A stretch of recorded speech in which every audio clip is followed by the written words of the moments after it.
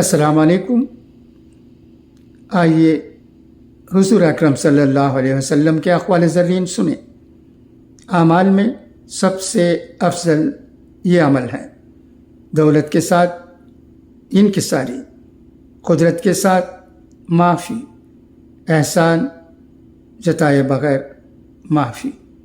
کسی انسان کے دل میں ایمان اور حسد اکٹھے نہیں رہ سکتے۔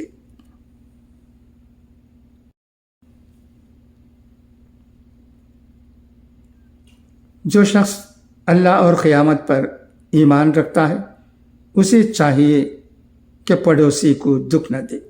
جو شخص اللہ اور آخرت کے دن پر ایمان رکھتا ہے اس کو چاہیے کہ بھلی بات کرے ورنہ خاموش رہے۔ دعا ہے کہ اللہ تبارک و تعالی ہمیں اچھی باتوں کو سننے اور ان پر عمل کرنے کی توفیق عطا کرے۔ خدا حافظ، فی امان اللہ۔